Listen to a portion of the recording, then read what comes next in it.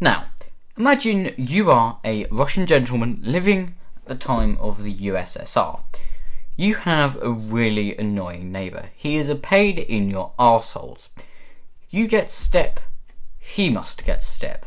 You get glass window, he must get glass window. But he gets a car, and you don't.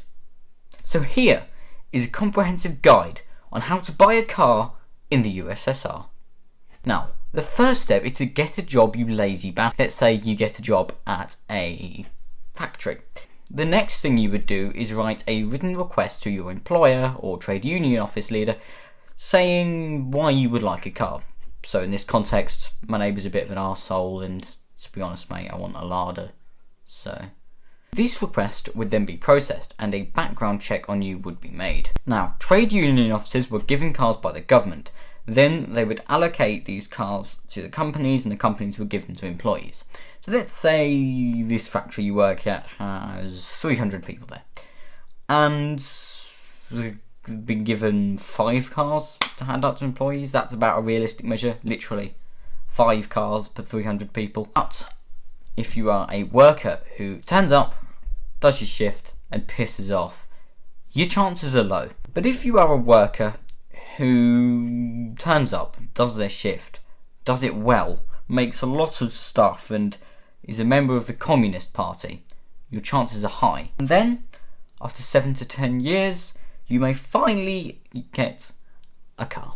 Let's say you're mates with a high-ranking Communist Party leader or trade union office leader.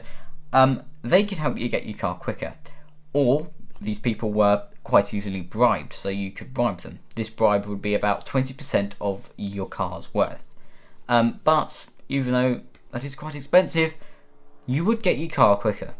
And now there is something that I have not mentioned yet, and that is the used car market. Yes, there was a used car market, but it was incredibly small, like incredibly small. Because if you've been waiting a decade for a car, the last thing you are going to do is immediately sell it. But there was a used car market. However, the prices on these cars could be double the price of a brand new car. That is something that they did really well in the USSR.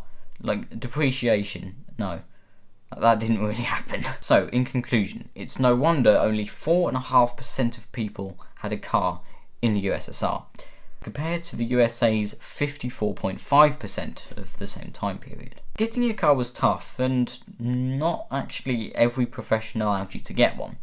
For example, if you are a factory worker, you are much more likely to get a car than a doctor or a teacher, which is weird, because in communism it's all meant to be equal, but only some people were allowed cars and some weren't.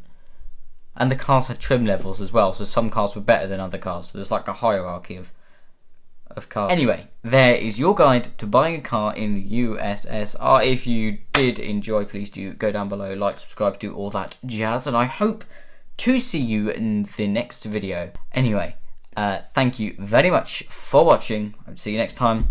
Goodbye.